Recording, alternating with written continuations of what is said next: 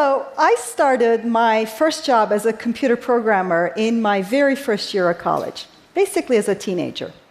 Soon after I started working, writing software in a company, a manager who worked at the company came down to where I was, and he whispered to me, "Can he tell if I'm lying?" There was nobody else in the room. "Can who tell if you're lying, and why are we whispering?" The manager pointed at the computer in the room. "Can he tell if I'm lying?" Well, that manager was having an affair with the receptionist. And I was still a teenager.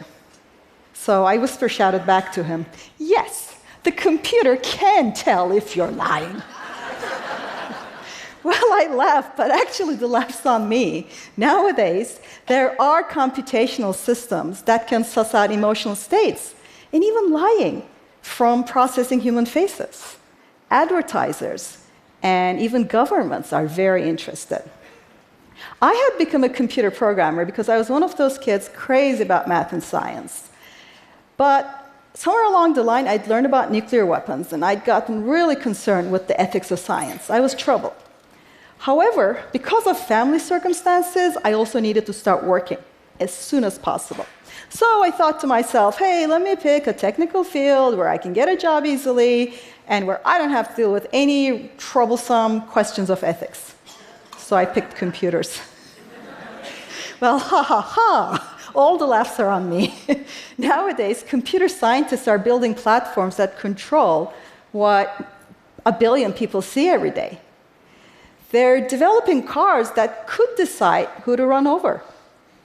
They're even building machines, weapons that might kill human beings in war. It's ethics all the way down. Machine intelligence is here.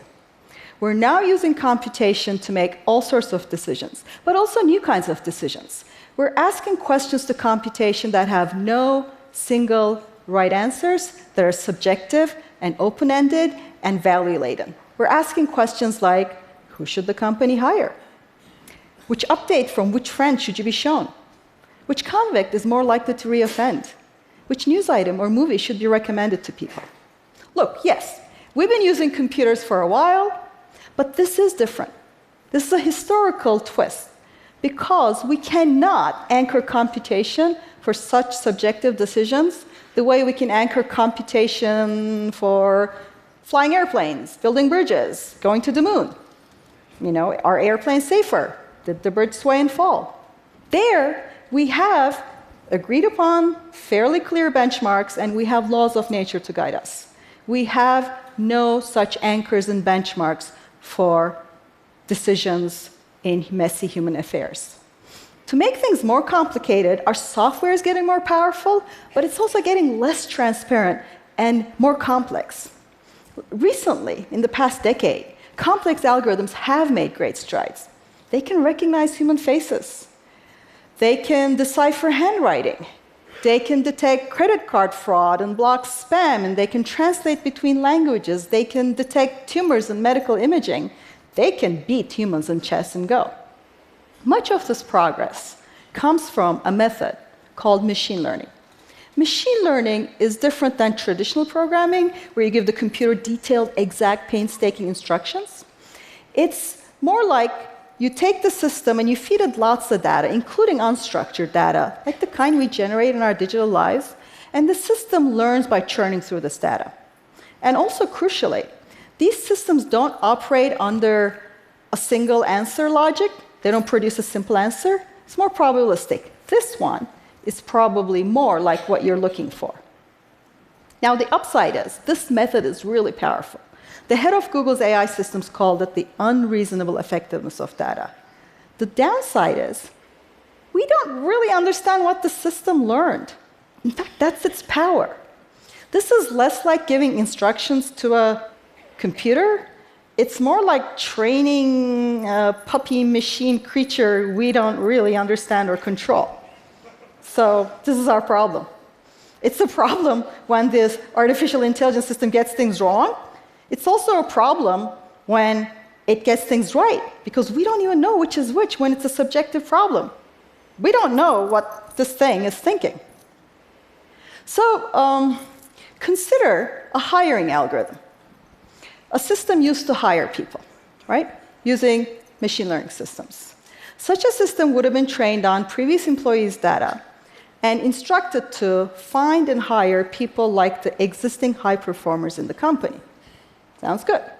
I once attended a conference that brought together human resources managers and executives, high-level people, using such systems in hiring. They were super excited. They thought that this would make hiring more objective, less biased, and give women and minorities a better shot against biased human managers. And look, human hiring is biased. I know. I mean, in one of my early jobs as a programmer, my immediate manager would sometimes come down to where I was really early in the morning or really late in the afternoon, and she'd say, Zeynep, let's go to lunch. They'd be puzzled by the weird timing. It's 4 p.m., lunch. But I was broke, so free lunch. I always went. I later realized what was happening. My immediate managers had not confessed to their higher-ups that the programmer they hired for a serious job was a teen girl who wore jeans and sneakers to work. I was doing a good job. I just looked wrong and was the wrong age and gender. So hiring in a gender and race-blind way certainly sounds good to me. But with these systems, it is more complicated, and here's why.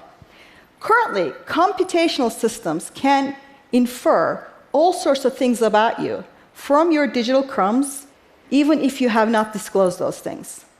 They can infer your sexual orientation, your personality traits, your political leanings. They have predictive power with high levels of accuracy. Remember, for things you haven't even disclosed. This is inference. I have a friend who developed such computational systems to predict the likelihood of clinical or postpartum depression from social media data. The results are impressive. Her system can predict the likelihood of depression months before the onset of any symptoms. Months before. No symptoms, there's prediction. She hopes it'll be used for early intervention. Great. But now put this in the context of hiring. So at this Human Resources Managers Conference, I approached a high-level manager in a very large company. And I said to her, look, what if, unbeknownst to you, your system is weeding out people with high future likelihood of depression? They're not depressed now, just maybe in the future, more likely. What if it's weeding out women more likely to be pregnant in the next year or two, but aren't pregnant now? What if it's hiring aggressive people because that's your workplace culture? You can't tell this by looking at gender breakdowns. Those may be balanced. And since this is machine learning, not traditional coding, there is no variable there labeled higher risk of depression, higher risk of pregnancy, aggressive guy scale. Not only do you not know what your system is selecting on, you don't even know where to begin to look. It's a black box. It has predictive power, but you don't understand it. What safeguards, I asked, do you have to make sure that your black box isn't doing something shady? So she looked at me as if I had just stepped on 10 puppy tails. She stared at me and she said, I don't want to hear another word about this. She turned around and walked away. Mind you, she wasn't rude. It was clearly, what I don't know isn't my problem, go away, death stare. Look, such a system may even be less biased than human managers in some ways. And it could make monetary sense. But it could also lead to a steady but stealthy shutting out of the job market of people with higher risk of depression. Is this the kind of society we want to build without even knowing we've done this because we turn decision-making to machines we don't totally understand? Another problem is this.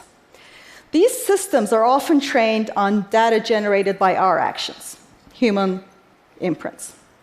Well, they could just be reflecting our biases And these systems could be picking up on our biases and amplifying them and showing them back to us while we're telling ourselves, oh, we're just doing objective neutral computation.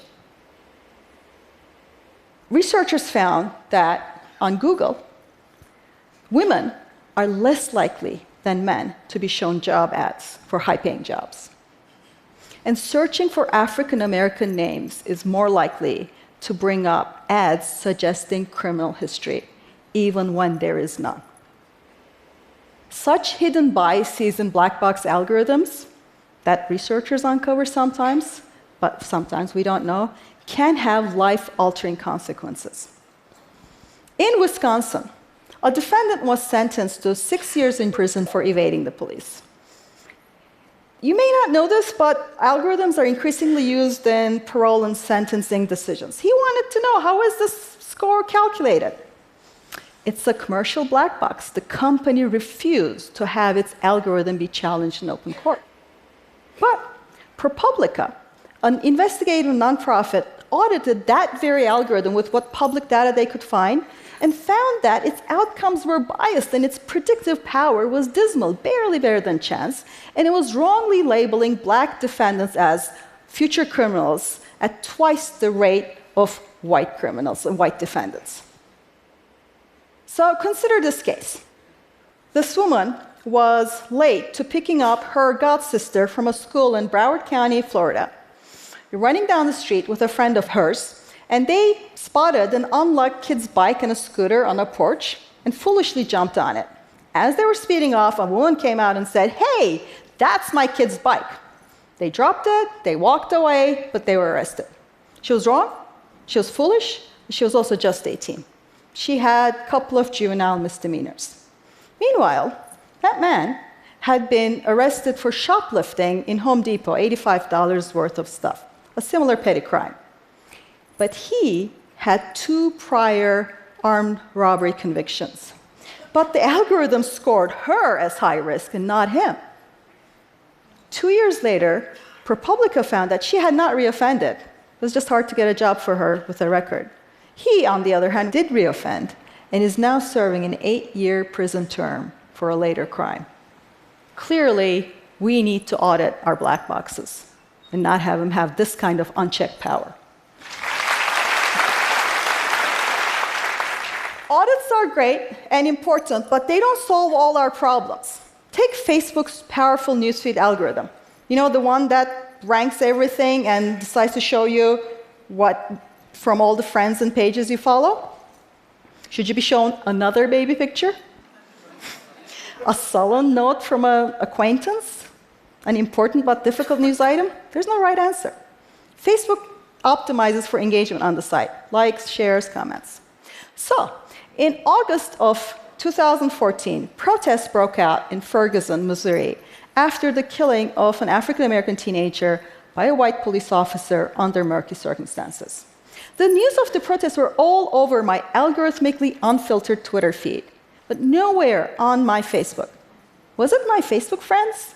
I disabled Facebook's algorithm, which is hard because Facebook keeps wanting to make you come under algorithm's control.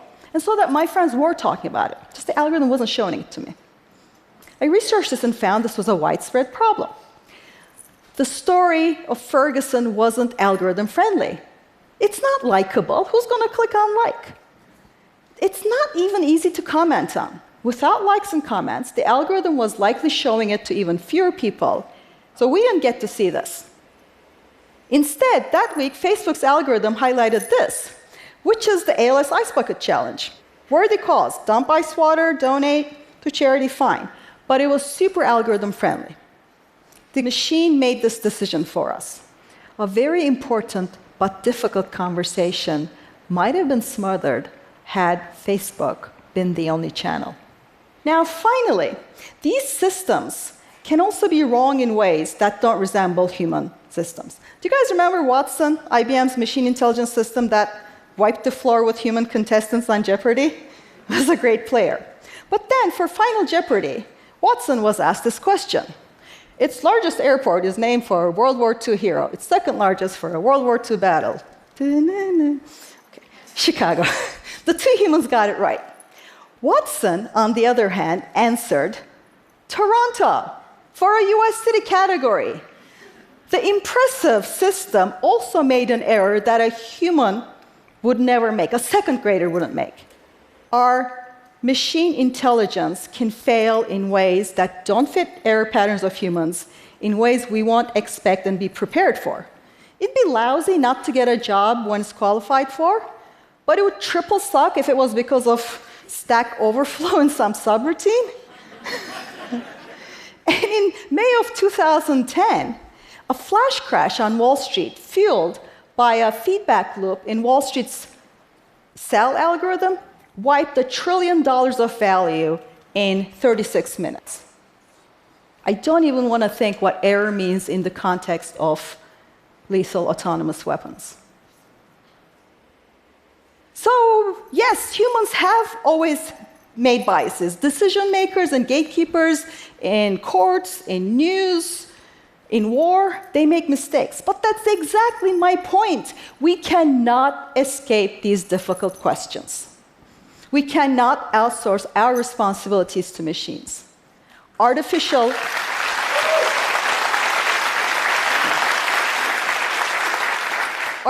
intelligence does not give us a get-out-of-ethics-free card. Data scientist Fred Benenson calls this math washing. We need the opposite. We need to cultivate algorithm suspicion, scrutiny, and investigation. We need to make sure we have algorithmic accountability, auditing, and meaningful transparency. We need to accept that bringing math and computation to messy, value-laden human affairs does not bring objectivity. Rather, the complexity of human affairs invades the algorithms. Yes, we can and we should use computation to help us make better decisions. But we have to own up to our moral responsibility to judgment and use algorithms within that framework, not as a means to abdicate and outsource our responsibilities to one another as human to human. Machine intelligence is here. That means we must hold on ever tighter to human values and human ethics. Thank you.